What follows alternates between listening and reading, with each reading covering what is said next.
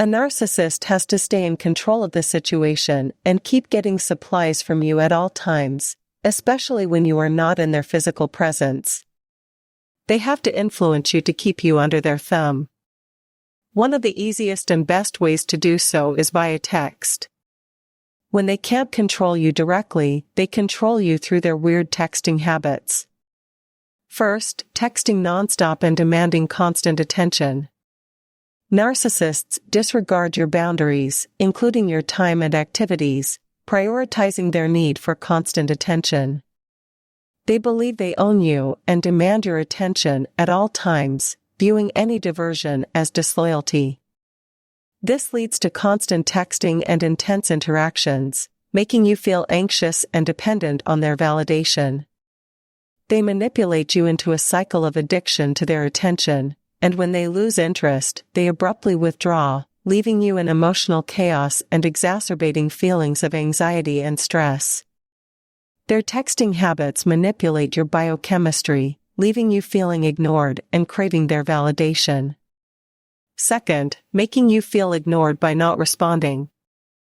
They are on their phones constantly with other people, with other sources of supply, and treating you as if you do not exist.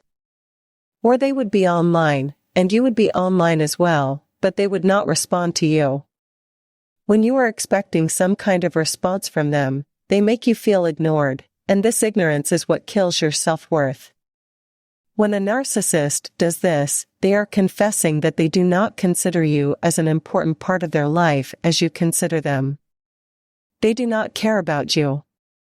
They do not care for your presence.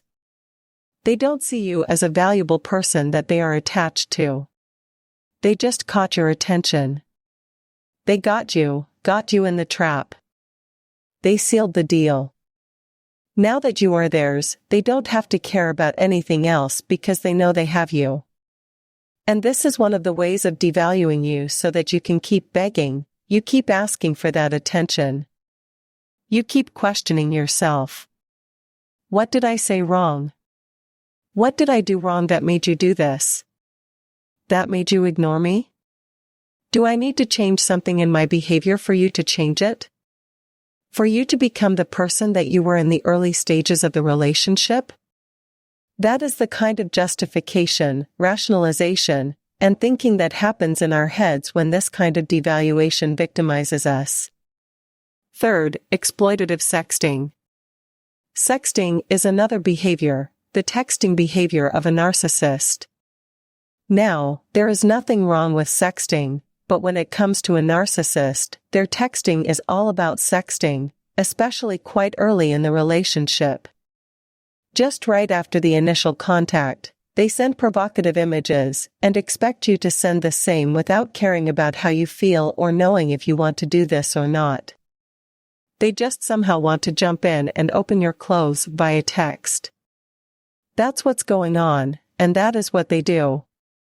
That is one of the ways they degrade you because you may participate in the sexting, you may share stuff, but later, when they start devaluing you, when they start putting you down, when they start degrading you, you start feeling embarrassed. You feel a lot of shame, and you start berating yourself for participating in the early sexting, not being able to see it for what it was, and so on. But you need to know that it is one of their addictive behaviors that just preys on people for the very same purpose. They have these other people in line, and they just go to them alternatively and ask for nudes, ask for pictures, provocative pictures, and all of that stuff.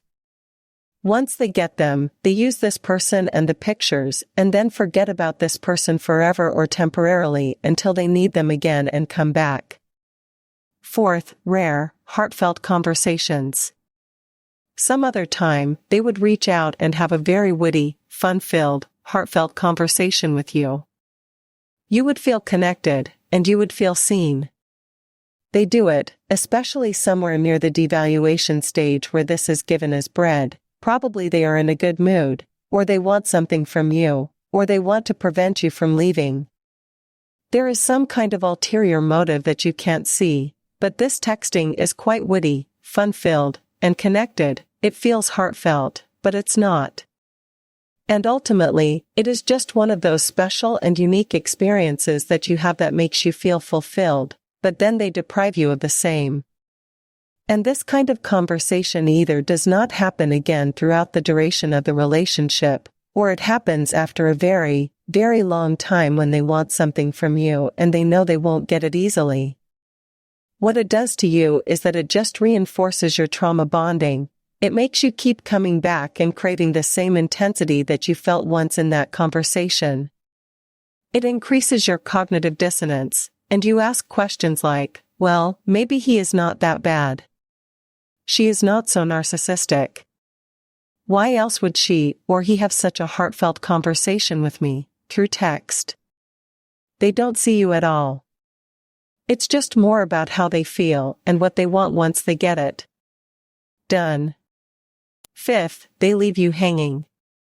They leave you hanging by hooking you with a small text without interest or content. For example, they might send a text early in the morning at 9 a.m. saying good morning, but then when you respond instantly, they leave you hanging there. It's like them pressing a button in you, eliciting a reaction, seeing that you are still there, and then running away and then taking some kind of sadistic pleasure from seeing you suffer from wanting to have that conversation.